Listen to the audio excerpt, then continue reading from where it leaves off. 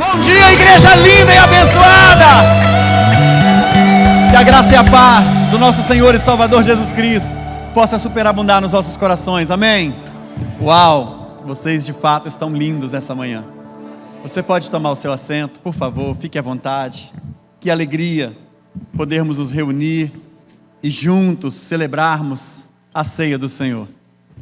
Eu tenho certeza que os dias parecem estar sendo abreviados em detrimento das circunstâncias que nós estamos vivendo. Mas eu quero que você se lembre de algo.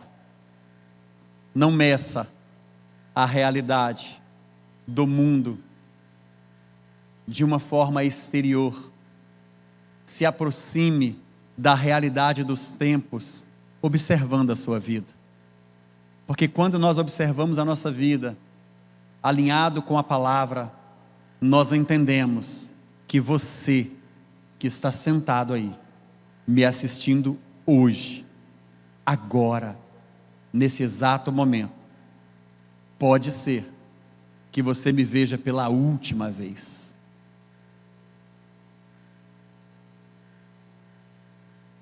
E isso em duplo sentido. Pode ser que eu ministre, celebre o último sermão, e pode ser que você assista um último sermão. Quando nós não entendemos isso, quando nós usamos o tempo da nossa vida de maneira inconsequente, sem refletirmos, sem pensarmos sobre esta verdade, é o momento em que nós folgamos, é o momento em que nós relaxamos, é o momento em que a nossa fé se esvai. Uma das essências que faz parte, o cerne do cristianismo, é a expectativa de que Jesus virá a qualquer momento. E será que você pensou nisso nesta manhã? Até o momento em que eu te faço essa indagação? Será que nesses últimos dias, quem sabe ontem, você teve essa lembrança de que Jesus poderia ter vindo ontem? Será que você tem pensado sobre a realidade de que Ele poderia ter vindo nesta semana? Como foi o seu dia de ontem? O quanto você estava conectado pela fé em Cristo? Como foi a sua última semana? O quanto você tem tido atos de fé que propaguem a grandeza do nosso Criador e evidencia uma pessoa que está esperando ardentemente pela volta do Senhor Jesus? O que você tem feito por Ele? O que você tem feito para Ele? Essas perguntas, esses questionamentos nos fazem refletir sobre uma realidade que às vezes pronunciamos com os nossos lábios numa atitude de fé, mas em que em muitos momentos as nossas ações são contraditórias.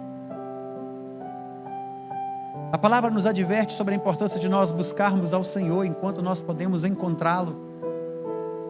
Em contrapartida, sabemos onde podemos encontrá-lo, sabemos como buscá-lo, mas na grande maioria das vezes, não é Ele que está perdido.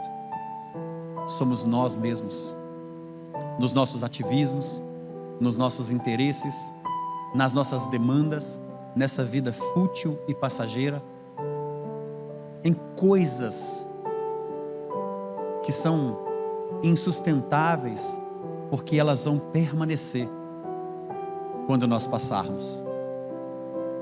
Eu vi um vídeo essa semana tão lindo, foi o apóstolo que me mandou, um vídeo muito reflexivo. E o vídeo fala que daqui a 100 anos, nenhum de nós seremos lembrados. Pessoas estranhas estarão morando na nossa casa. Pessoas estranhas, se o veículo que nós possuímos for digno de ser adquirido por colecionador. Caso contrário, ele também vai estar em um ferro velho por aí, ou não vai restar nada. Entenda, daqui a 100 anos, tudo isso que nós trabalhamos a vida inteira para construir, terá sido, sabe, perecido. Agora, do que nós podemos nos lembrar? Como é que nós estamos nos conectando às verdades? Eu quero mostrar algo para vocês, o quanto que um símbolo, Jesus ele trabalha com essa estrutura humana porque Ele nos conhece. E Ele nos deixou um ponto de contato para que nós pudéssemos nos lembrar dEle sempre. Nos lembrarmos dos seus feitos e mais do que isso, estarmos conectados à sua promessa. Vivemos em um tempo em que as pessoas se importam com muitas coisas, mas se desconectam da eternidade. Uma manhã de domingo, no dia 7 de dezembro, ao nascer do sol, no ano de 1941, 350 aviões japoneses voaram através das passagens entre as montanhas de Oahu e causaram a morte e a destruição em Pearl Harbor. 8 navios de guerra, 10 navios de guerra menores foram afundados ou colocados fora de serviço, 200 aviões americanos foram destruídos, 3.581 militares foram mortos ou feridos. Os Estados Unidos, no Arizona, derrubou uma bomba em sua pilha, em cadeiras, tanque de óleo, depósito de munições explodiram, o navio de guerra afundou e 8 minutos depois, sepultando 1.177 marinheiros. O presidente Franklin Roosevelt chamou o dia do ataque furtivo, aquele dia de infâmia. O grito de guerra nacional com o qual os Estados Unidos entraram na Segunda Guerra Mundial foi: lembrem-se de Pearl Harbor. Consegue perceber como que uma tragédia se tornou um grito de guerra que mobilizou uma nação a entrar em uma segunda guerra, dizendo: nós não queremos mais ser sucumbido pelos nossos adversários. Nós não queremos mais ver a nossa nação ser afligida de forma sorrateira, sutil. Nós não queremos ser apanhados de surpresa. Então, nação, lembrem-se de Pearl Harbor. Vamos à guerra. É interessante porque outros gritos de guerra marcaram a história dos Estados Unidos, como lembrem-se do Álamo. No nosso país, no dia 7 também, porém, do mês de setembro e do ano de 1822, Dom Pedro proclamou o grito da independência às margens do rio Ipiranga. Independência ou morte. O que deveria nos assustar não são os gritos, não são os rumores, não são, sabe, essas coisas que estão tão latentes e tão possíveis, perceptíveis aos olhos naturais e que todos podem contemplar. O que deve nos assombrar e nos assustar é o silêncio de uma mente que já foi reavivada, restaurada, ativa em Deus, mas que com um coração cheio de orgulho, de ódio, de mágoa, de uma frigidez na fé, não conseguem proclamar: Ele ressuscitou. Um fato esquecido,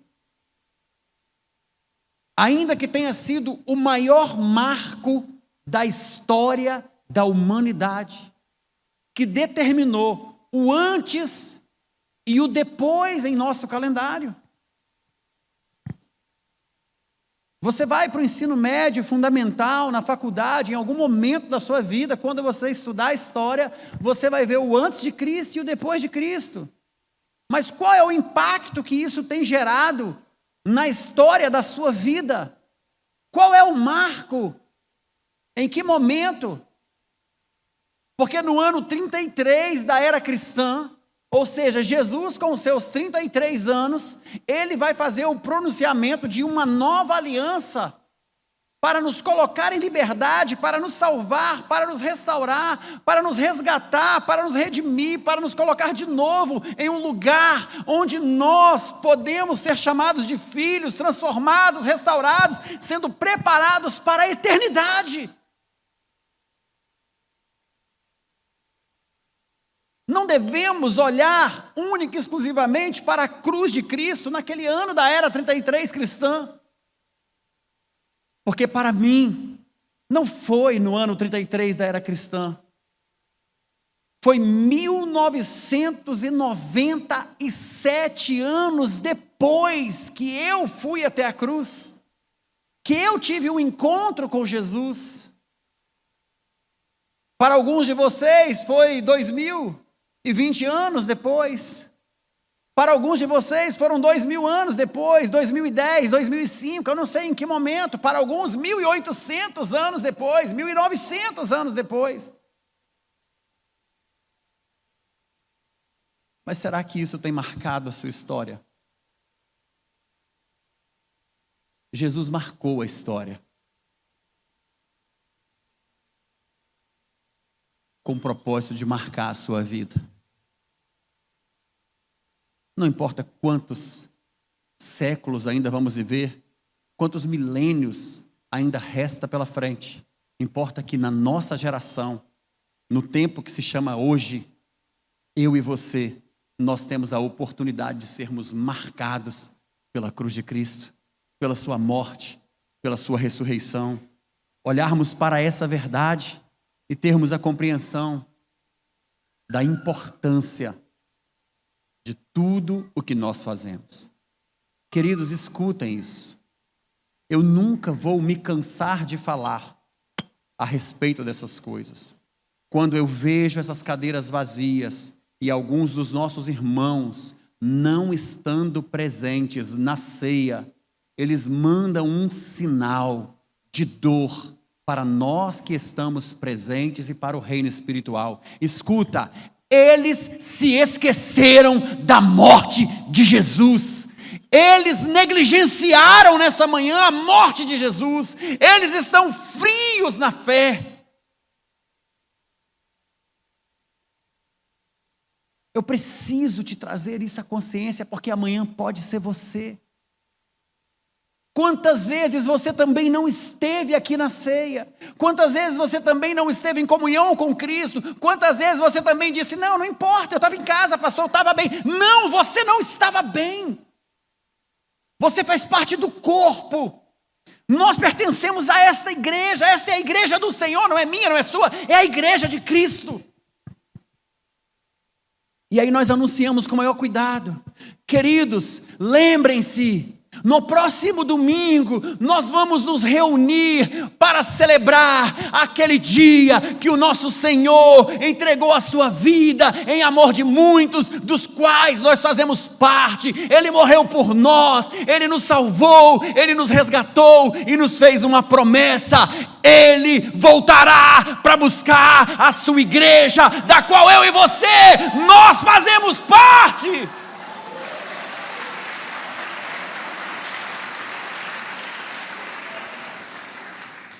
Ele fez essa promessa. E quando nós não nos atentamos para esses detalhes, nós vivemos uma vida distante dos planos do nosso Deus. Nós desperdiçamos a nossa vida. As palavras finais do nosso Senhor e Salvador Jesus Cristo. A ceia do Senhor é uma refeição que nós recebemos, assim como pegamos os elementos e precisamos analisar cada um deles. O pão é o corpo, o cálice é o sangue. Mas a ceia do Senhor é muito mais do que uma refeição, é um ato em memorial.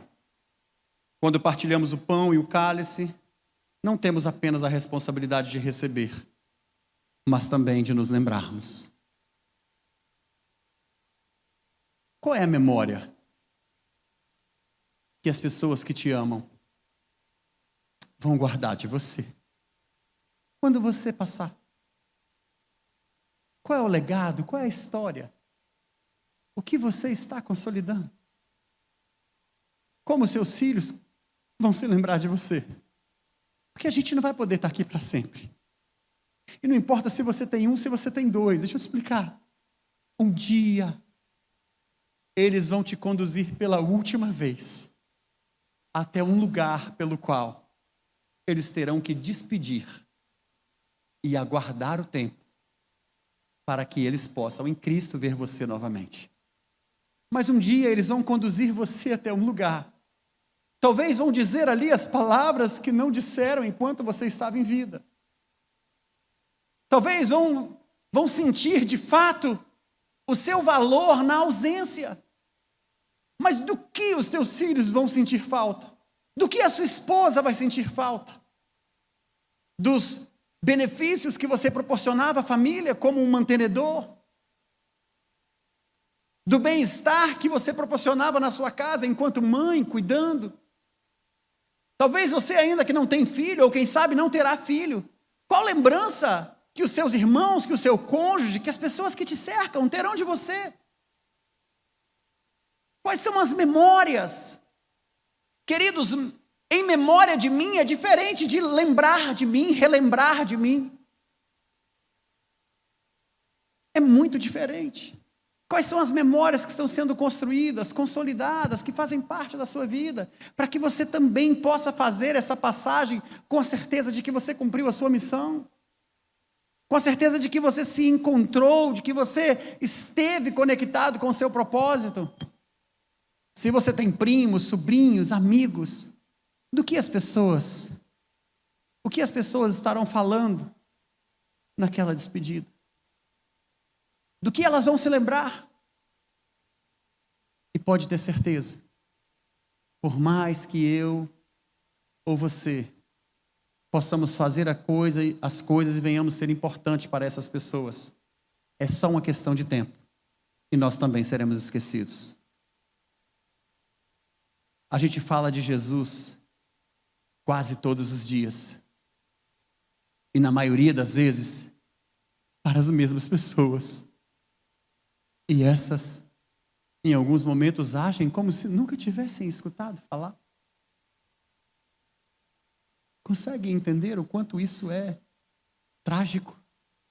Você sai da sua casa, você vai até a igreja, você encontra o pastor falando de Jesus, você encontra um irmão falando de Jesus, você canta canções que enaltecem, que celebram, que falam de Jesus, e quando você vai, você simplesmente se esquece. É como se nada fizesse sentido. É uma questão de, um momento e você daqui a pouco está falhando de novo, errando de novo, se distanciando dele de novo, como se não dera importância a tudo que está sendo construído na sua vida. Entenda, e essa vida vai passar. E quando ela passar, eu e você, nós estaremos diante dele, para que ele possa dar o veredito a respeito do que fizemos com a nossa vida. Então, olharmos para essa realidade, pensarmos sobre isso, entendermos esses valores, é extremamente importante. Por quê? Porque não é simplesmente uma historinha que nos contaram, é uma verdade acerca do propósito que ele tem para nós. Eclesiastes capítulo 3, versículo 12, vai dizer assim: tudo tem o seu tempo determinado, e há tempo para todo propósito debaixo do céu.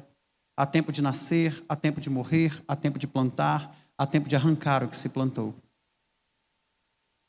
A grande questão é: quando será a sua colheita?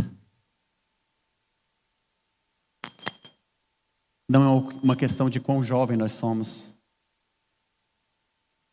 É uma questão do tempo que ele determinou para nós. Não existe a pessoa morreu tão jovem, ou morreu tão velha, ou morreu tão isso, ou morreu tão aquilo. A questão é que todos nós morreremos, mas antes disso é o que nós fizemos com a nossa vida. Porque se você viveu poucos anos nessa vida, mas viveu de maneira digna, reconhecendo o propósito de Deus através de Jesus, você tem a eternidade. E a eternidade não é limitada. Ou seja, todos nós temos uma eternidade no Senhor. Não importa quão velho ou quão novo sejamos. O que define isso é o como nós vivemos essa vida nessa terra. E quando nós olhamos para essa realidade, qual é o nível dos conflitos, das guerras, das dificuldades em que nós estamos vivenciando? Presenciamos guerras em todas as esferas, já conseguimos ver nações contra as nações, guerras políticas, e a gente às vezes fica, observando isso e não consegue contemplar uma guerra que é sorrateira e que está acontecendo, sabe aonde? Na sua frente, dentro da sua casa, com o seu marido, com seus filhos, com seus irmãos, às vezes do lado com o seu vizinho, e se olharmos para dentro da igreja,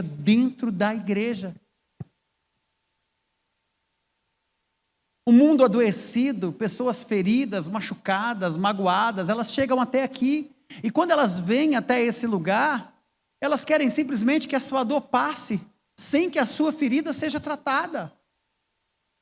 É como se você chegasse no hospital enfermo, debilitado, morrendo, e pensasse assim: só pelo fato de eu vir aqui, agora eu vou ser curado. Doutor, não encosta na minha ferida. Esse medicamento que dói eu não quero tomar, porque eu estou no hospital e eu quero sair daqui curado sem passar por esse processo.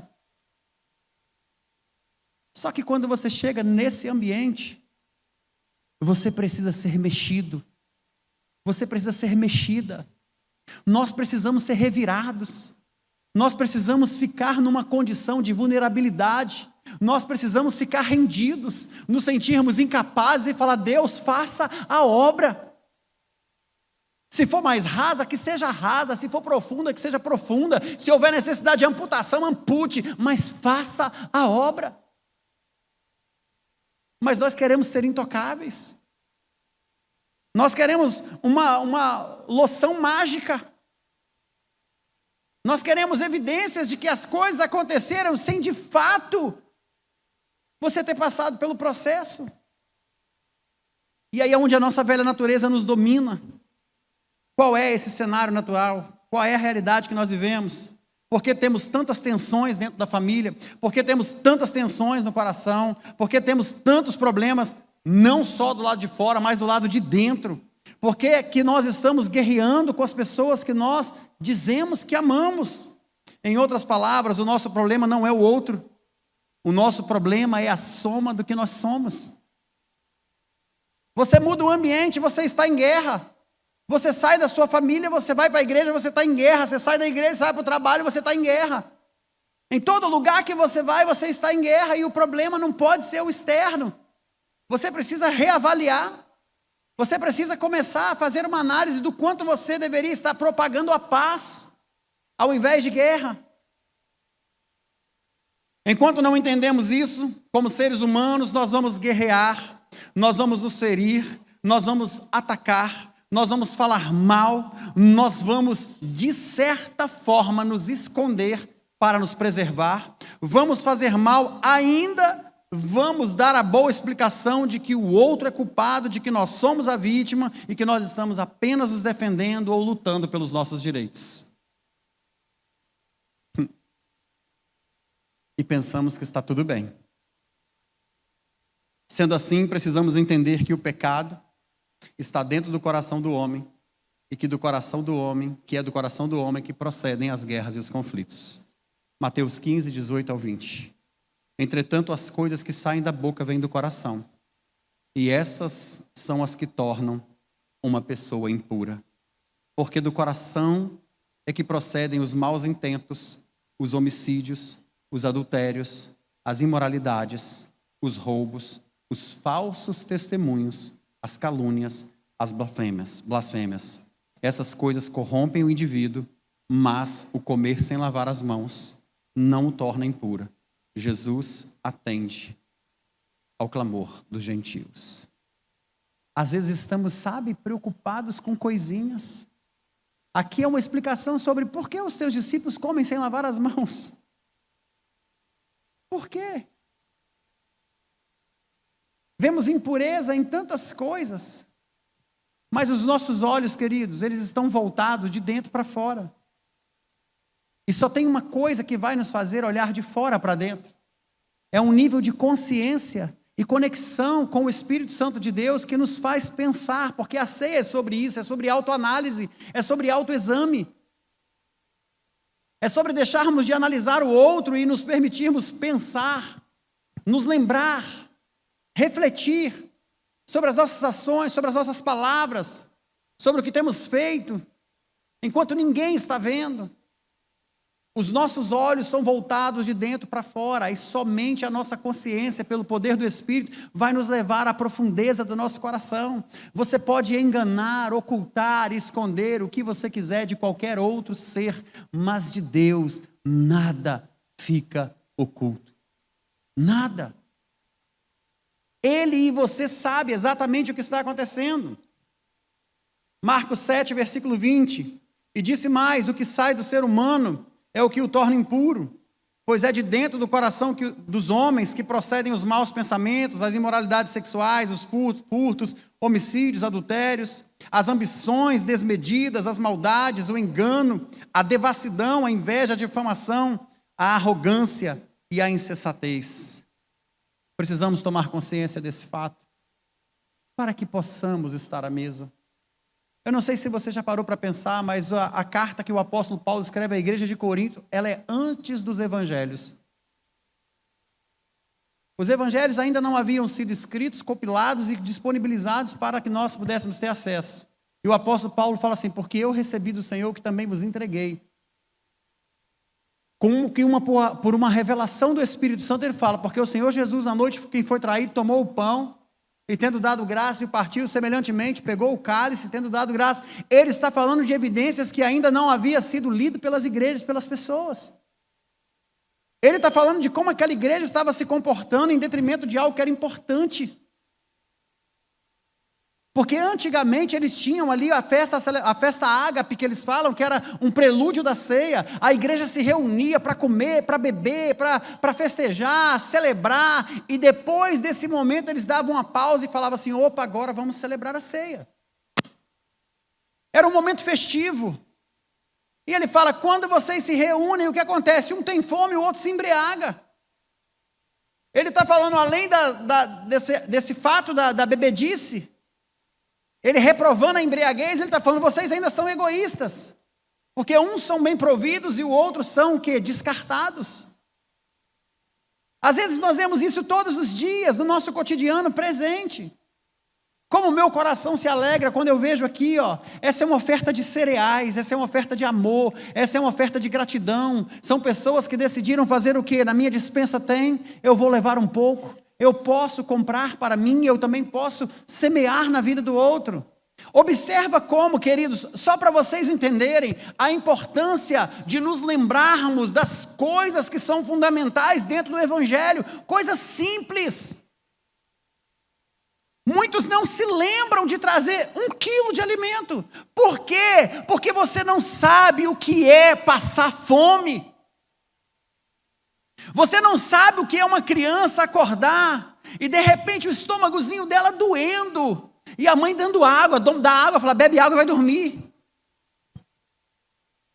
Quando acordamos, a nossa mesa está ali, o papai foi lá comprar pão, o maridão foi lá comprar as coisas, ou você mesma foi, ou se você não come em casa com seus filhos. Querido, tem pessoas que são tão egoístas, e não conseguem perceber. Ao invés de ir na padaria, comprar o pão, trazer para que a sua família tome café, ela sai mais cedo, chega num ambiente de trabalho, come um pão com ovo, com queijo, toma um suco, faz uma bela de uma refeição, e seus filhos ficarem em casa sem comer o pão que você não comprou.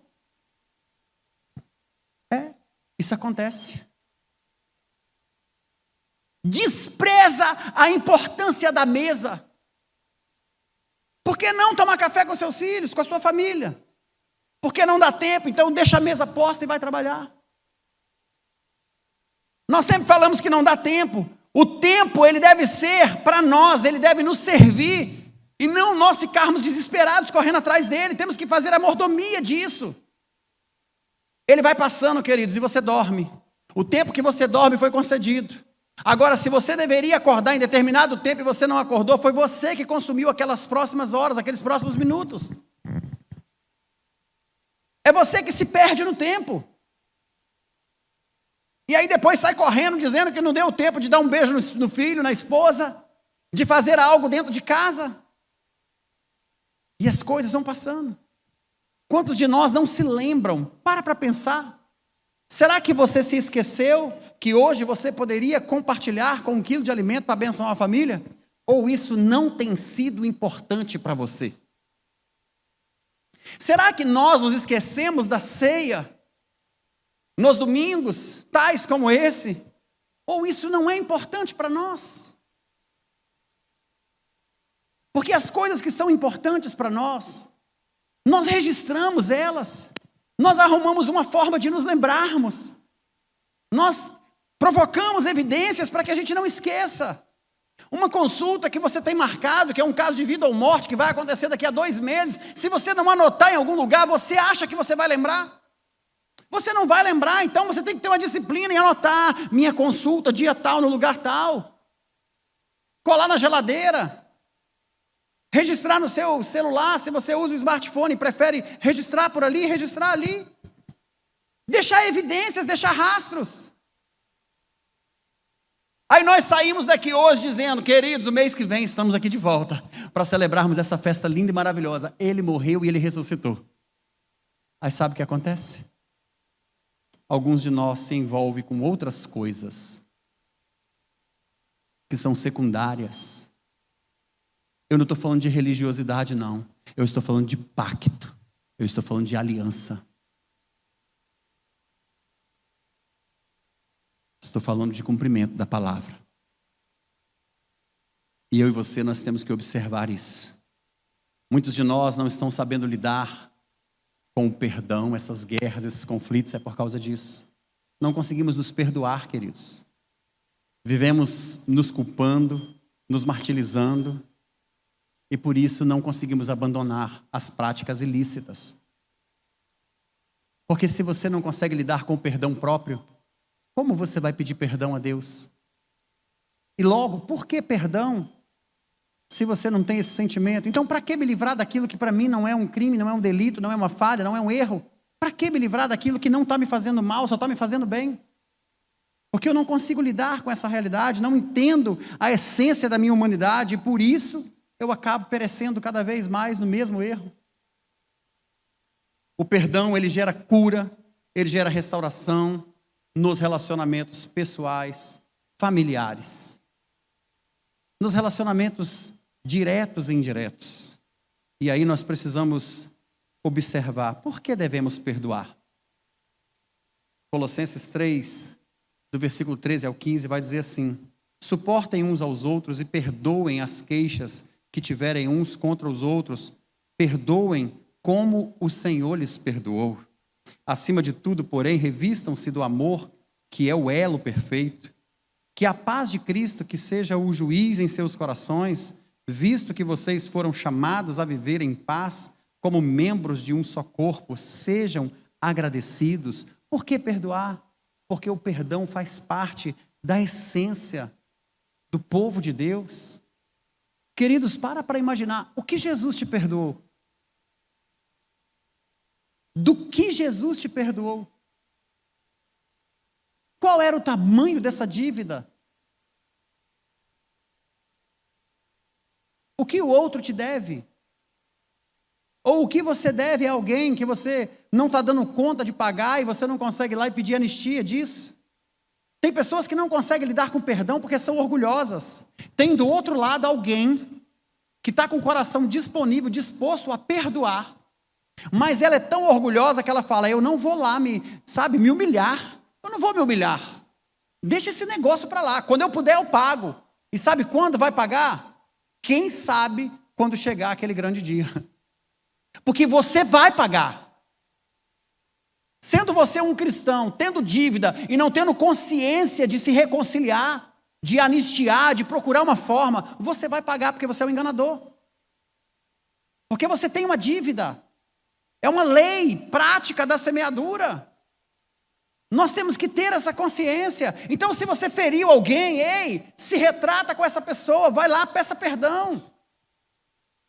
Quantas vezes nós observamos casais, queridos, pessoas que moram no mesmo teto, que compartilham dos mesmos bens, sabe, de uma mesma história, e que vivem sem se falar, magoados, entristecidos, não conseguem amar, não conseguem andar uma milha, pessoas com coração fechado, com coração duro. Cadê a essência do cristianismo? Para que nós possamos ser perdoados, nós também temos que aprender essa prática do perdão.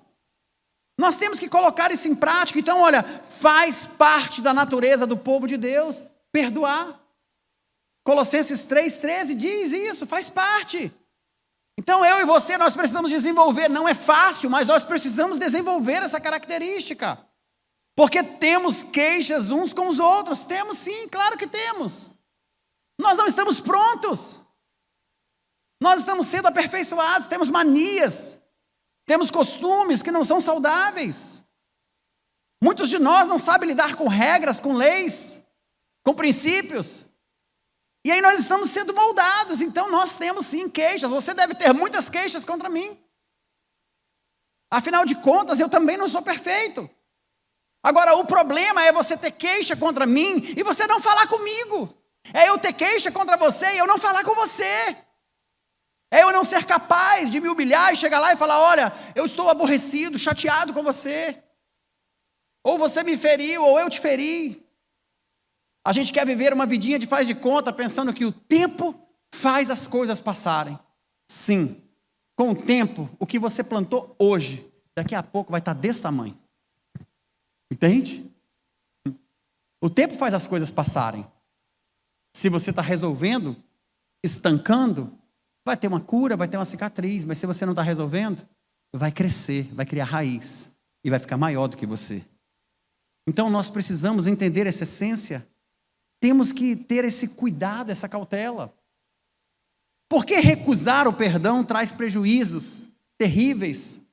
Quem não perdoa, segundo a Bíblia, não adianta nem orar, porque a sua oração não passa, não chega.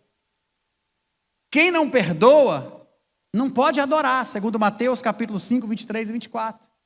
Se você for ali entregar a sua adoração e lembrou que tem alguém, opa, vai lá e perdoa e depois traz a sua oferta. Porque o Senhor não vai receber essa adoração.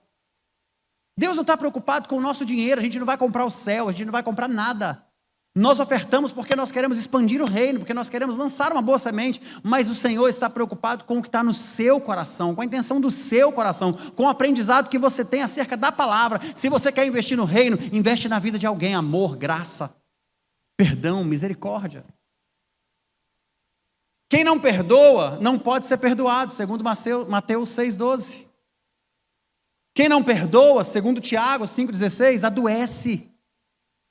Fica doente. São as doenças psicossomáticas. Vai somatizando no seu corpo, vai trazendo consequências para você.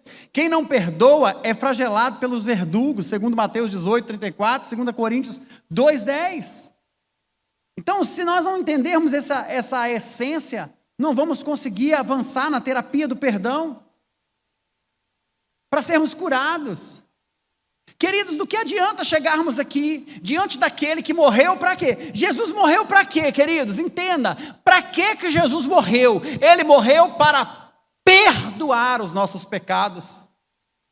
Meu Deus, Jesus deu a vida dele. Quando nós olhamos para tudo que Jesus fez para que nós pudéssemos ser perdoados, nós simplesmente precisamos, sabe o quê? Anistiar a dívida. Para pensar.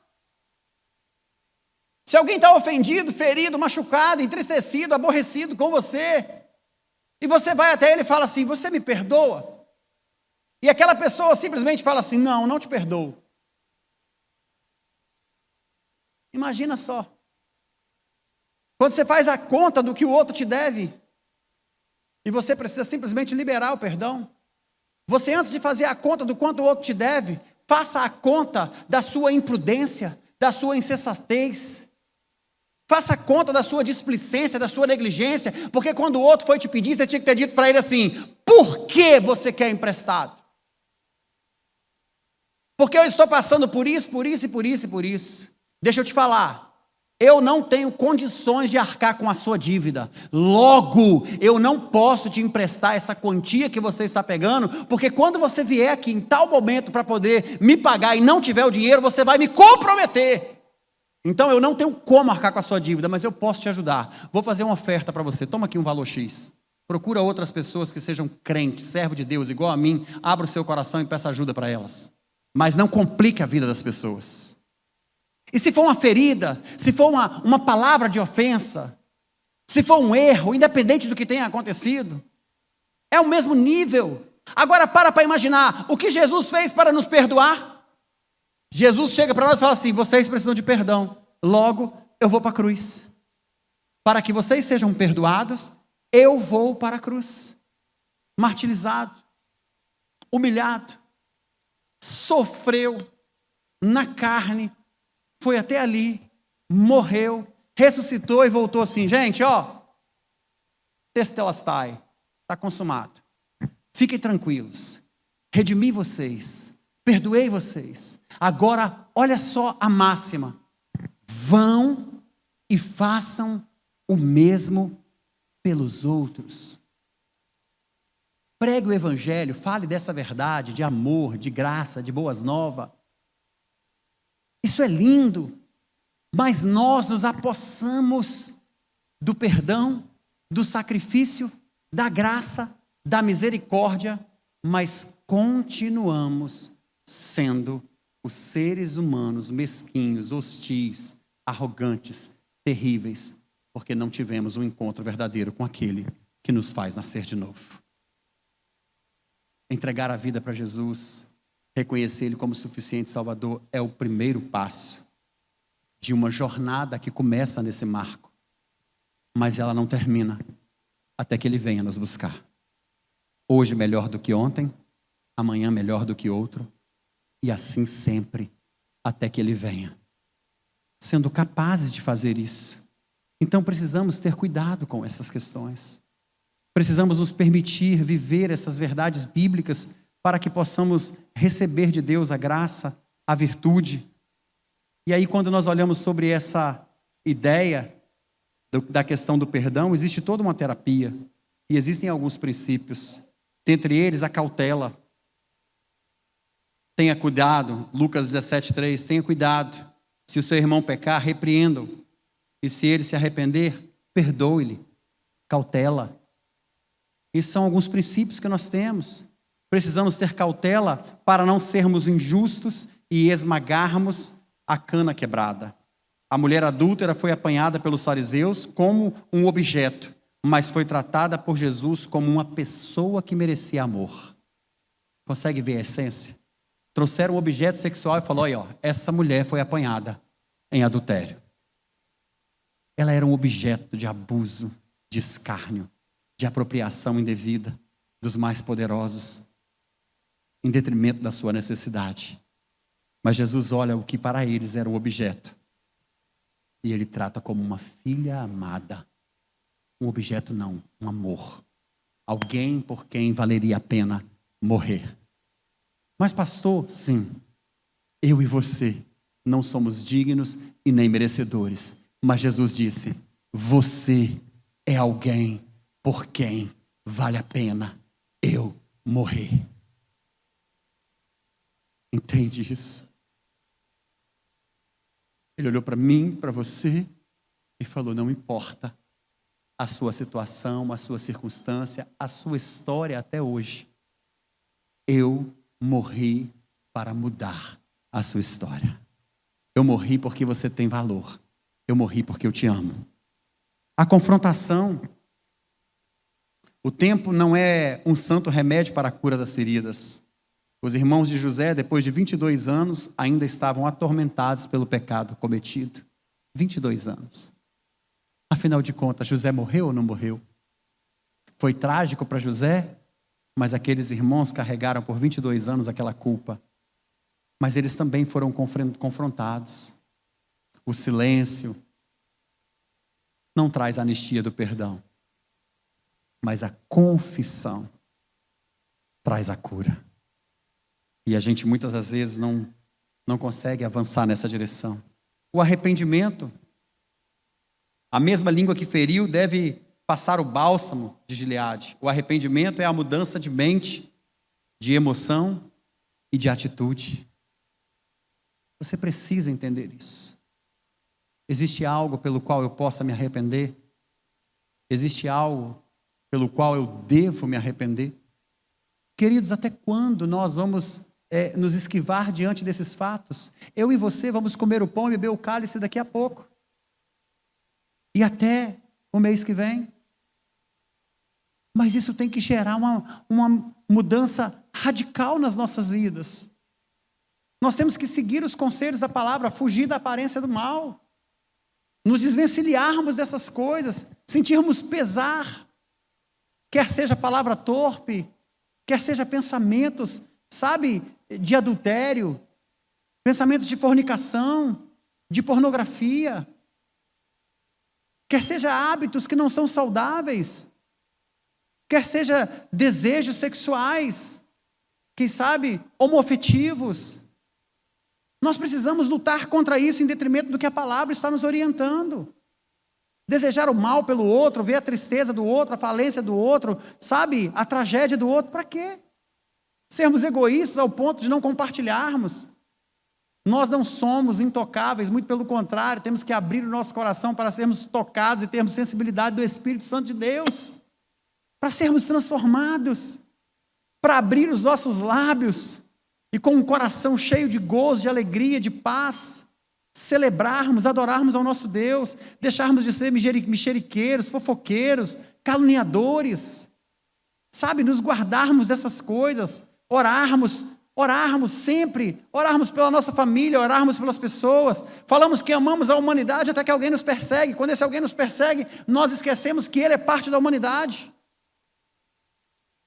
Nós temos que observar esses detalhes e tomarmos uma posição. As características que são fundamentais e que traz os caracteres do perdão, que são as marcas. O perdão deve ser ilimitado. Quantas vezes for necessário. O perdão, ele é restaurador. Ele pega algo que se quebrou, que se rompeu, e ele coloca de volta, restaurado, sem rasuras. O perdão, além disso, ele é transcendente. Ele aumenta a nossa fé. Ele é acima do que nós podemos pensar. Ele é acima do que nós possamos quantificar. Ele é mais do que você pensa. Ele alcança o seu propósito.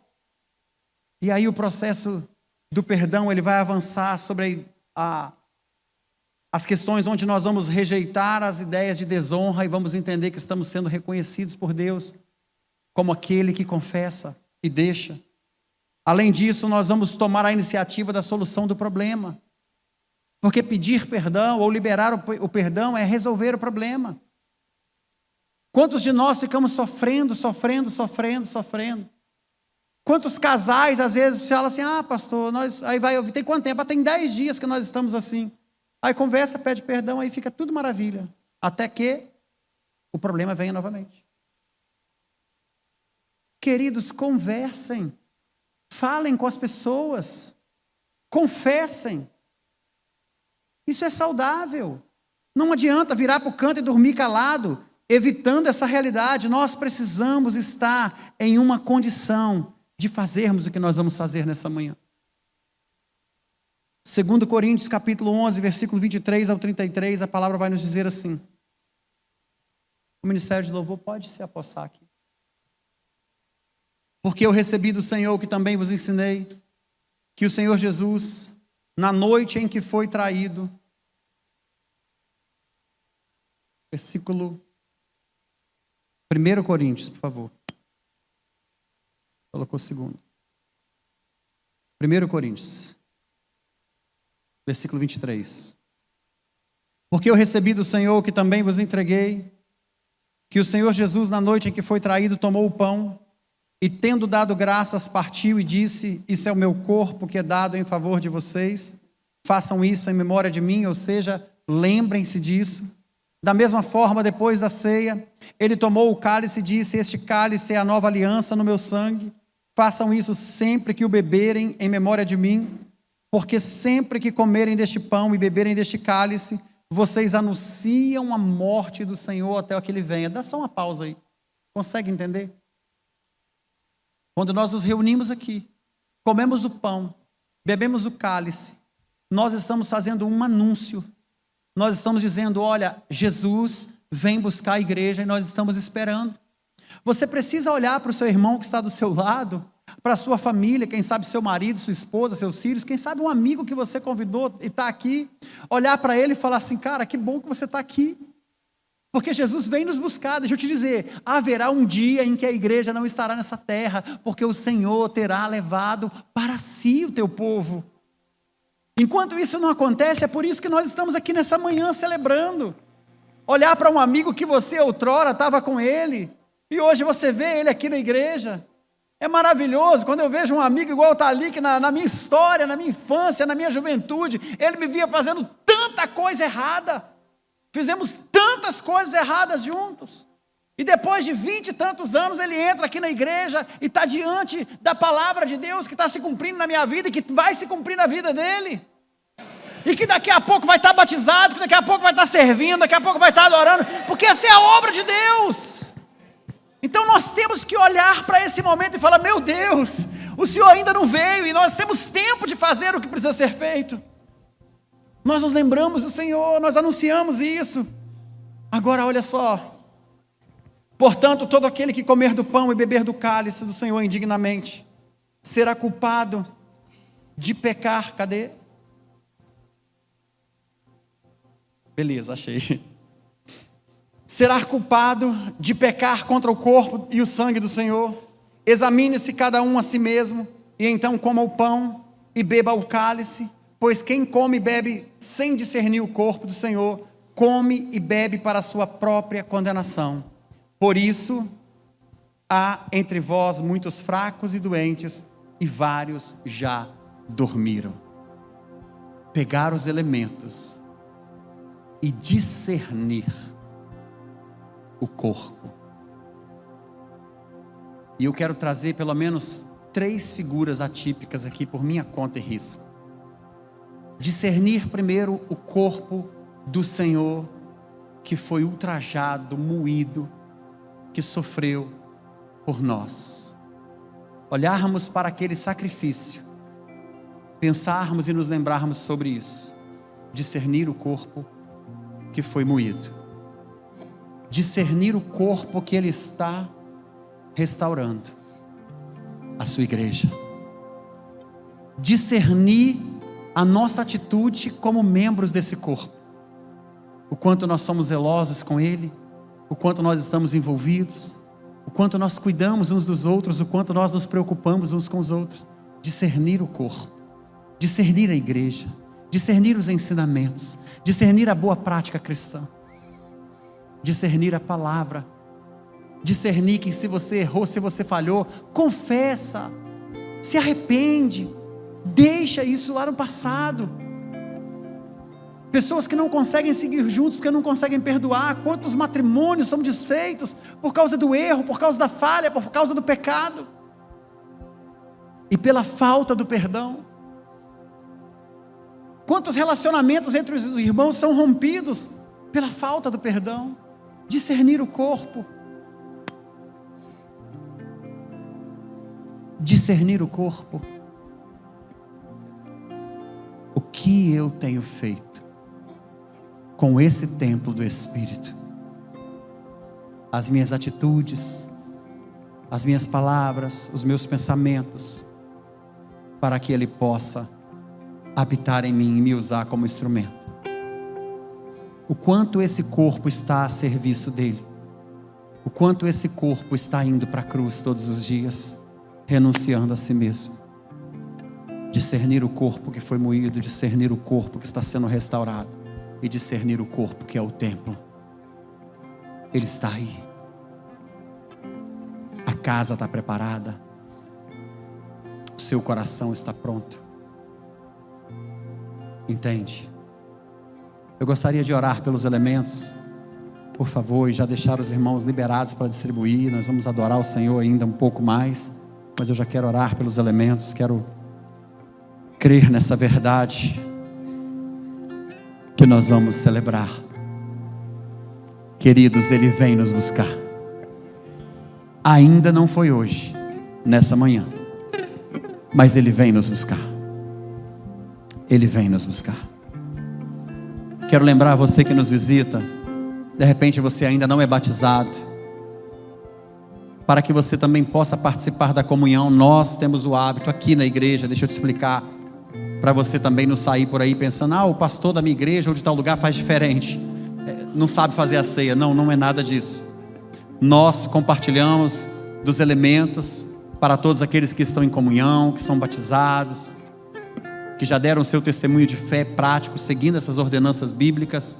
Então nós participamos do corpo e do sangue do Cordeiro por meio dos elementos. Você que já se converteu, entregou a sua vida para Jesus e que está nessa caminhada, que ainda vai se preparar para o batismo, para daqui a pouco ser recebido como membro, para fazer parte do corpo, nós temos um ato profético que nós vamos distribuir. Além dos elementos, nós vamos distribuir a uva, para que você possa, de posse dessa uvinha, antes de você ingeri-la, você pensar: eu sei que assim como a uva passa por um processo e se transforma no suco, eu também preciso passar por um processo. E eu creio, Senhor, que eu estou nessa jornada. Eu creio que o Senhor vai processar na minha vida tudo que é necessário, porque eu me permito e eu quero. E aí, crendo dessa forma, você participa da uva. Mas nós temos também um elemento que é feito especial, com muito cuidado, com muito zelo. De repente você não pode comer alimento com glúten, então nós temos aí na ceia separado, uma ceia onde você tem o pão sem glúten, completamente livre de qualquer contaminação com glúten, para que você possa participar. Se você tem essa necessidade, basta você também erguer a sua mão. Quando forem entregar o elemento, você fala: eu preciso que o meu elemento seja sem glúten, que eles vão providenciar para você. Isso é cuidado. E a gente faz isso profeticamente. No dia que nós descobrimos que tínhamos uma família aqui, que na família dela havia alguém que não poderia participar da ceia com glúten. Deixa eu explicar para você. Não importa quantas ceias nós vamos celebrar aqui, renovando esse pão sem glúten, um dia essa pessoa vai estar aqui e vai pegar esse pão e ela vai participar, porque isso é fé, entende? Aí você acolhe uma família onde a mãe fala: meu filho não pode glúten, e o filho ainda não é batizado, não entregou a vida para Jesus, ainda nem tomou essa decisão, mas o pão dele está aqui esperando ele, porque esse dia vai chegar. Isso é cuidado. Isso é uma mensagem que a gente manda para ele assim: ó filho, está tudo preparado, só depende de você. Isso é cuidado, e nós cremos assim. Pai, nós te louvamos porque o seu amor é incondicional. Não existem palavras que possam quantificar. Meu Deus, como eu sou grato ao Senhor por ter enviado seu Filho Jesus para nos perdoar, para nos redimir. Deus, eu não estava lá, eu não vi, eu não presenciei, e eu não consigo com a minha mente humana mensurar tamanho sofrimento, mas eu reconheço que foi por minha causa também. Então, Deus, eu decido todos os dias morrer, entregar a minha vida ao Senhor, anunciar esse evangelho, viver essa nova aliança. Meu Deus, trabalhar todos os dias em que eu viver, para que as pessoas possam ter essa consciência. O Senhor está nos preparando para a maior colheita que esse mundo verá. A tua igreja vai ser arrebatada, Senhor, a tua igreja vai ser arrebatada. Vai ser um segundo marco histórico, onde a humanidade, ó Deus, inteira vai parar para se lembrar do dia em que o Senhor cumpriu a sua promessa e veio buscar os teus filhos, a tua igreja, que estava constantemente diante do Senhor, anunciando e propagando as grandezas da tua salvação.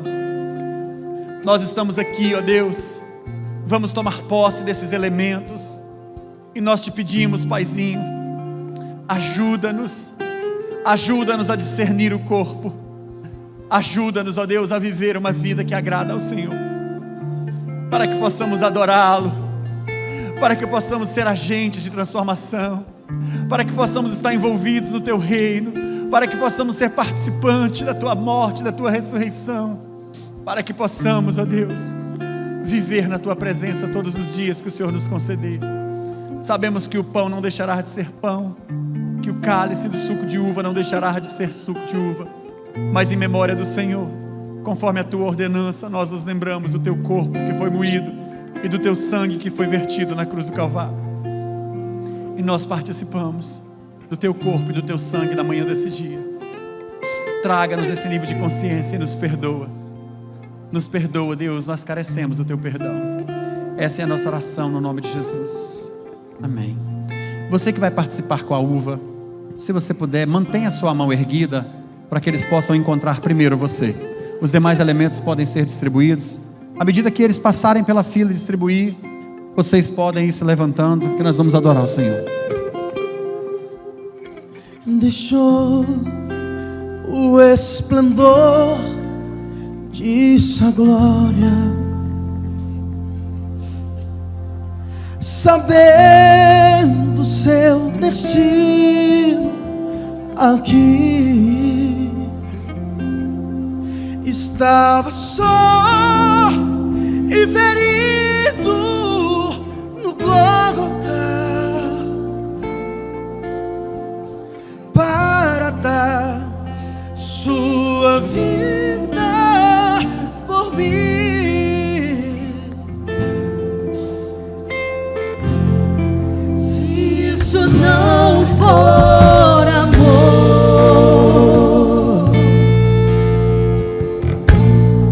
o oceano secou,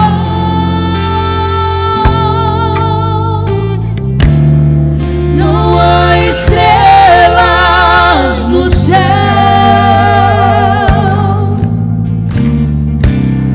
as andorinhas não voam mais. Se isso não for amor, o céu não é real,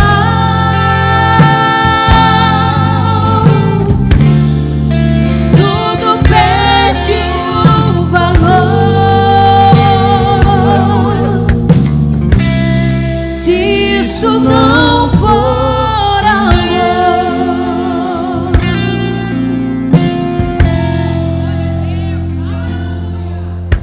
mesmo na morte, lembrou-se do ladrão que ao seu lado estava, com amor e ternura falou-lhe: ao paraíso comigo irá. Se isso não for amor, o oceano secou, não há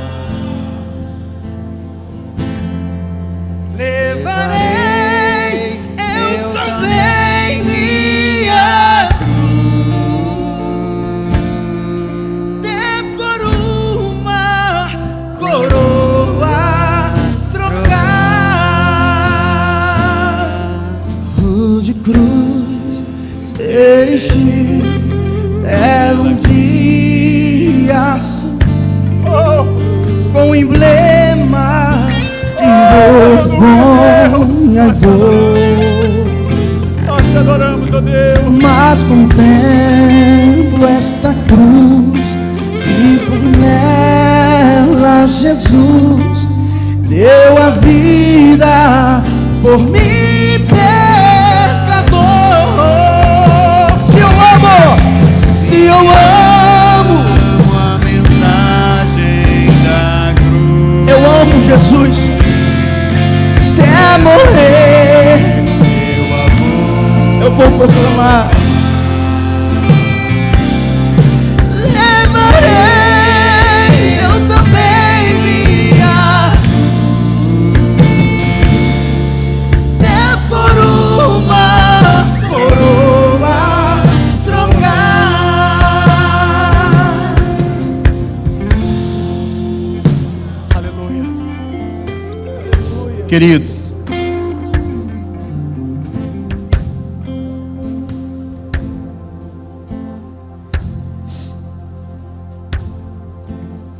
nós temos um bom motivo para pararmos um momento e pensarmos sobre tudo que estamos falando nessa manhã. E esse motivo não diz respeito apenas ao presente, porque quando nos conectamos com esse passado, nós voltamos para a projeção do futuro que Ele tem para nós. Não é sobre como chegamos aqui, é sobre como vamos sair daqui. Não é sobre o que éramos sem Ele, mas é sobre o que nos tornamos nele. Somos o teu corpo, o teu povo, lavados, remidos, e Ele vem nos buscar. Ele prometeu que viria nos buscar, Ele vem nos buscar. Pense sobre isso nessa manhã. Pense sobre isso antes de comer o pão, antes de tomar o cálice. Pense sobre isso e fale com Ele. Peça a Ele perdão. Peça a Ele para te dar graça. Peça a Ele para te fortalecer. Peça a Ele: Senhor, me ajuda. Senhor, me ajuda a suportar. Me ajuda. Melhora-me, ó Deus. Melhora-me através da Tua palavra. Eu preciso ser curado. Eu preciso ser restaurado. Fale com Ele. Fale com Ele. Confesse a Ele. Confesse a Ele. Confesse. Não deixe de participar por causa dos seus erros, mas se examina. Confessa. Deixa. Coma. Beba do pão. Coma o pão e beba do cálice. É para você. É para você. Não deixe de participar.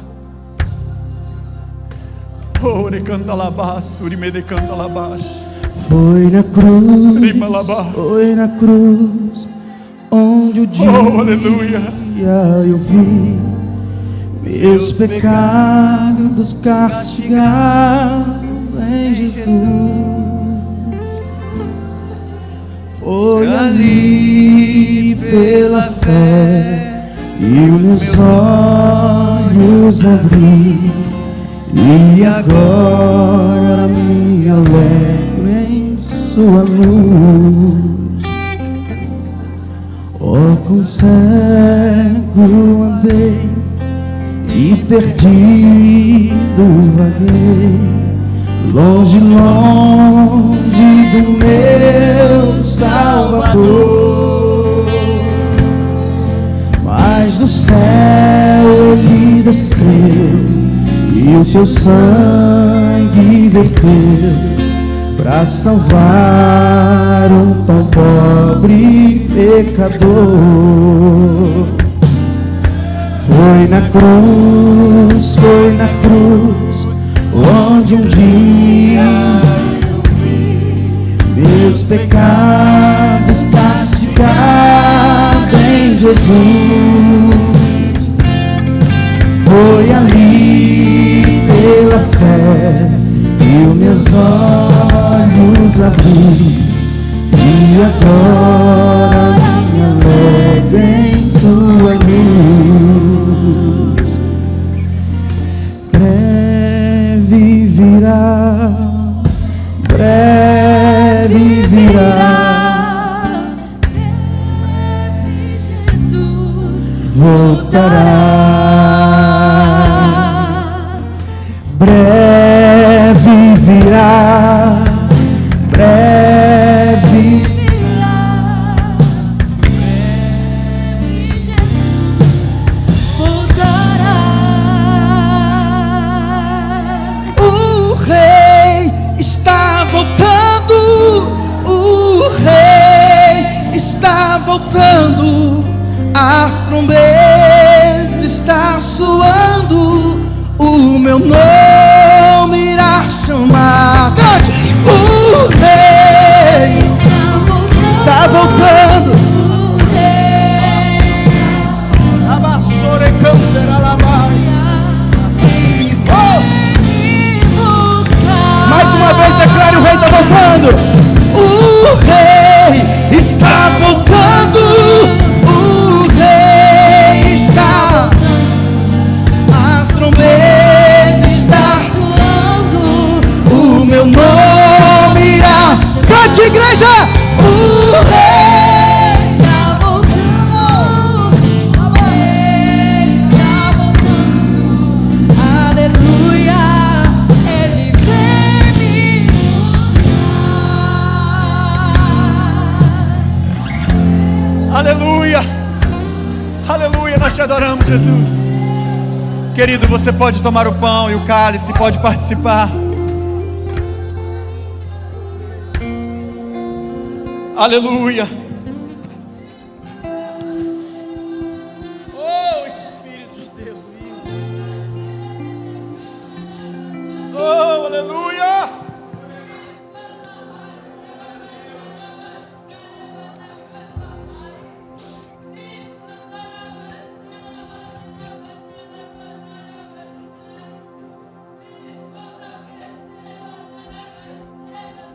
Aleluia! Te adoramos, Jesus.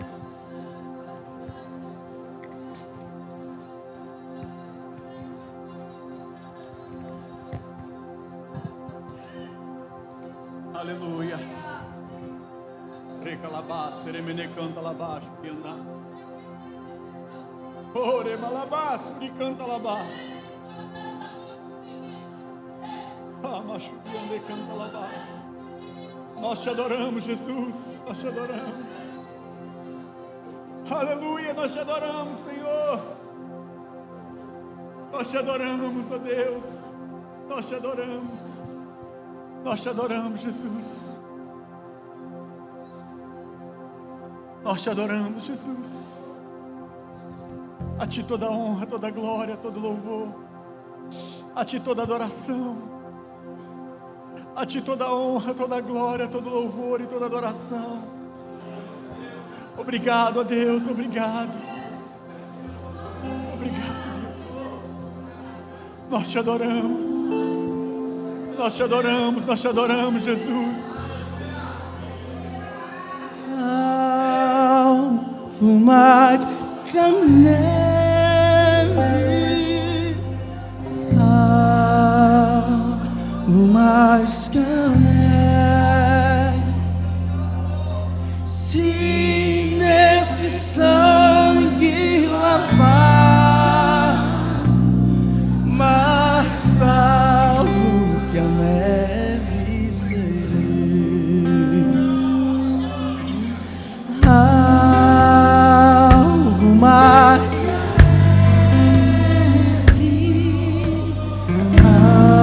alvo mais que a neve. Se desse sangue lavado,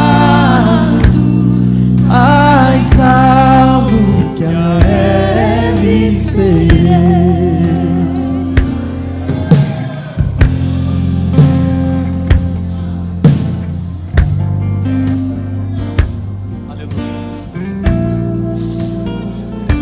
Amém, glória a Jesus.